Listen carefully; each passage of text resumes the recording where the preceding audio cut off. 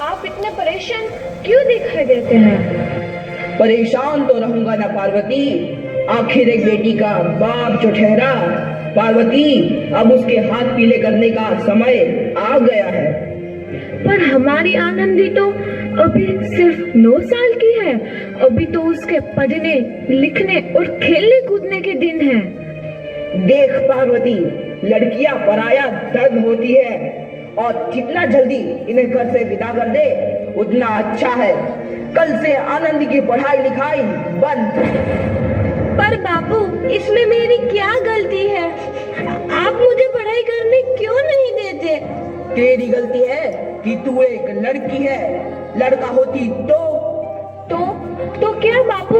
लड़का होती तो क्या? ए लड़की, ज्यादा जबान ना चला, नहीं तो जबान हलक से खींचकर बाहर निकाल दूंगा। बापू, मैं पढ़ लिख कर कुछ बनना चाहती हूँ। मेरी पढ़ाई ना रोको बापू। आनंदी, तुझे पढ़ना है तो पढ़, लेकिन सारी उम्र बाप की छाती पर यूं बोझ बनकर ना बैठ। पर बापू, अभी तो मेरी उम्र पढ़ाई लिखाई की है। मुझे पढ़ लिख कर डॉक्टर बनना है। पढ़ाई पढ़ाई पढ़ाई, आज तो तेरी किताबों का काम तमाम करके ही छोड़ूंगा। ये ले। नहीं बापू, मत फाड़ो बापू। छोरी। नहीं बापू, नहीं। बापू, ये तुमने क्या किया?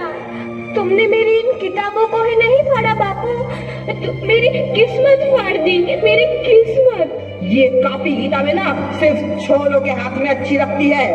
लड़कियों के हाथ में तो सिर्फ मेहंदी अच्छी लगती है, मेहंदी। पर बापू, मैं लड़की हूँ तो क्या हुआ? लड़का और लड़की तो हमारी दोनों आंखों के समान होते हैं। चुप कर आनंदी, और यह एहसान मान कि अब तक जिंदा है तू। कहीं बचपन में गला दबाकर मार दिया होता तो यह तेरी बकबक नहीं सुननी पड़ती आज। पर बापू, मुझे चूल्हा जलाना अच्छा ना लगे है। देख छोरी, जितना जल्दी हो तू चूल्हा जलाना सीख ले, उतना ही अच्छा है तेरे लिए। और हाँ, तेरा ब्याह तो होगा, वो भी कल के कल। अबला जीवन है तुम्हारी यही कहानी। आंचल में है दूध और आंखों में है पानी। मुझे माफ कर दे बेटी, तेरे बापू के जिद के आगे मेरी एक न चलेगी। माफ कर दे बेटी, मुझे माफ कर दे। इस प्रकार मात्र 9 वर्ष की छोटी उम्र में आनंदी का विवाह गोपाल राव जोशी से हो गया। बाल विवाह एक सामाजिक कुरीति है और इस कुप्रथा का शिकार होना पड़ा आनंदी को।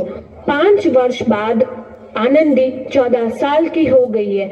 उसके घर एक शिशु ने जन्म लिया है। देखते हैं आगे क्या हुआ। देखिए ना, इसे क्या हो गया है?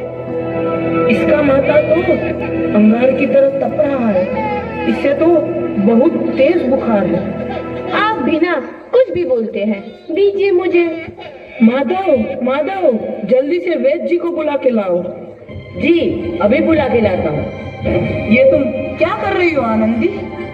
भगवान की विभूति लगा रही हूँ। बस करो आनंदी, ये सब अंधविश्वास है।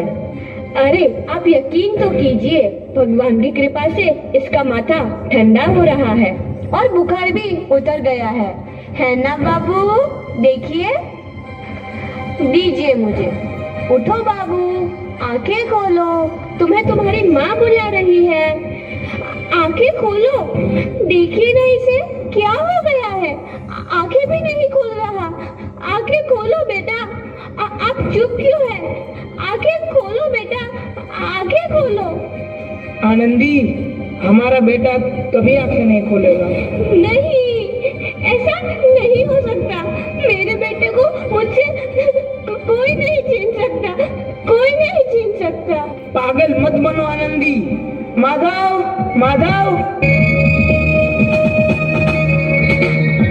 आनंदी, बंद करो ये पागलपन।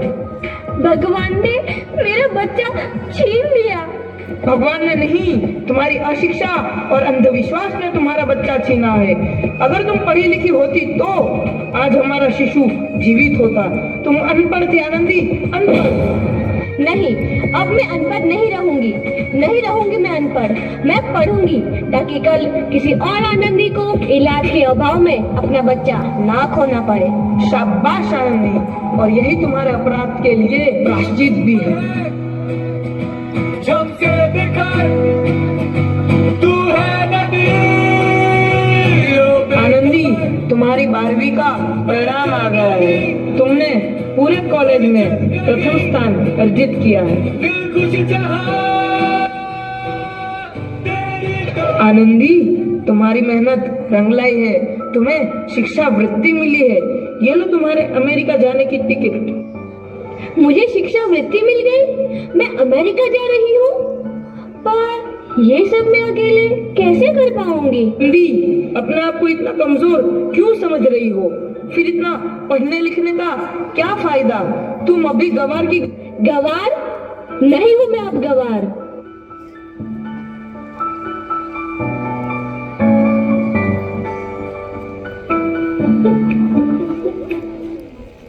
तो इस प्रकार 7 अप्रैल 1883 को आनंदी अमेरिका के पेंसिल्वेनिया के लिए रवाना हुई और 3 साल बाद उन्होंने डॉक्टर ऑफ मेडिसिन की उपाधि प्राप्त कर ली। इधर आनंदी के पिता की तबीयत बहुत खराब है। आगे क्या होता है देखते हैं। लगता है अब मेरे जाने का समय आ चुका है। अब मैं नहीं बचूंगा। ऐसा मत बोलो। शहर के सिटी हॉस्पिटल में अमेरिका से डिग्री लेकर कोई बड़ा डॉक्टर आया है। एक बार वहां चलकर दिखा लेते हैं। हाँ, सही बोला भैया। कम से कम दिल को तसल्ली तो मिल जाएगी। हाँ हाँ, चलो चलो जल्दी हॉस्पिटल चलते हैं।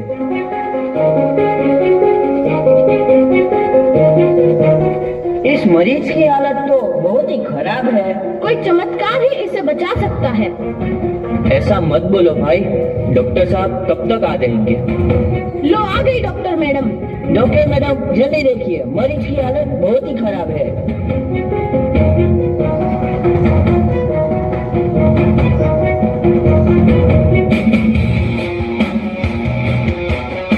अब आप बिल्कुल ठीक हैं। मौत के मुंह से आपको बचाया है डॉक्टर मैडम ने। डॉक्टर साहब ने मुझे बचा लिया।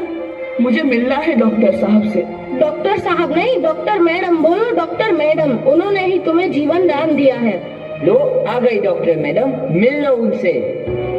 डॉक्टर मैडम, आपका बहुत बहुत धन्यवाद। आपने मेरी जान बचाई। इसके बदले में मैं गरीब भला आपको क्या दे सकता हूँ?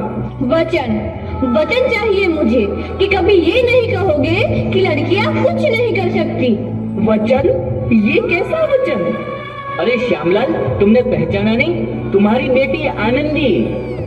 आनंदी? मेरी बेटी आनंदी डॉक्टर? हाँ बापू, वही आनंदी जिसके लिए बचपन में तूने चूल्हा और दुल्हा के अलावा कुछ नहीं सोचा था। आनंदी, आनंदी मेरी बेटी, मुझे माफ कर दे। मैं तेरा गुनहगार हूँ बेटी। नहीं नहीं बापू, वही आनंदी जिसके हाथ पीले करके तुम उसकी सारी जिंदगी काला कर देना चाहते थे। माफ कर दे मुझे मेरी बच्ची, माफ कर दे। मैं तेरा अपराधी हूँ मेरी बच्ची, माफ कर दे। नहीं बापू, मैंने तो तेरा एहसान चुकाया है। याद है ना अपना एहसान जो बचपन में तुमने मुझ पर किया था? ताने सुना सुना कर जीते जी मार डाला था मुझको। अब बोल, और किस किस को मारेगा? आनंदी बेटी, मुझे माफ कर दे मेरी बच्ची। मैं तेरा गुनहगार हूँ। बापू, आपने ही तो बोला था किताबें सिर्फ बेटों के हाथ में अच्छी लगती है, बेटियों के हाथ में तो सिर्फ मेहंदी। बेटों और बेटियों में फर्क करना तो आंखों में फर्क करने समान है।